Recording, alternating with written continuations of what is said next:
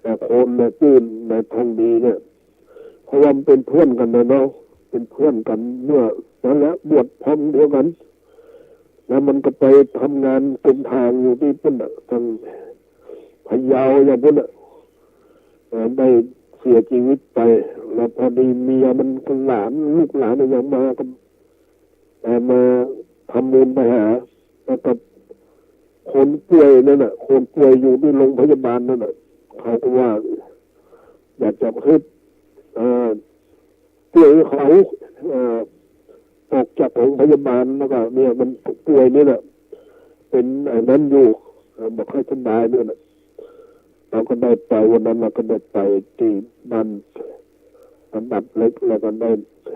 ทำบุญไปหานายใหญ่พร้อมเมื่อก่อนเนี่ยก็เคยบวชเหมือนกันอยู่กับท่านเจ้าคุณวัดโดยสุเทพแล้วมันลืมตายไปมันก็เลยเขาก็เลยมาทำบุญไปหาวันนั้นเราก็ได้ไปได้ไปร่วมอนุโมทนาอยู่ไปร่วมทำในการทำบุญของเขาแล้วกันมาหลังจากนั้นมาก็ได้กลับมาที่หนองคายเหมือนเดิมแต่ว่าจะได้ออกวันที่เนี่ยวันที่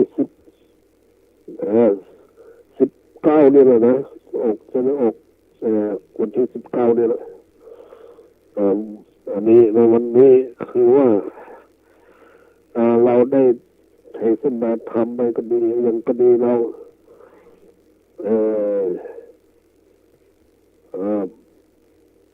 เพราะช่วงนี้ก็มันอยู่ได้เข้าปริวัติกรรมอยู่ปริวัติกรรมคือว่าแต่บอกให้นั้นเท่าไหร่นะบอกให้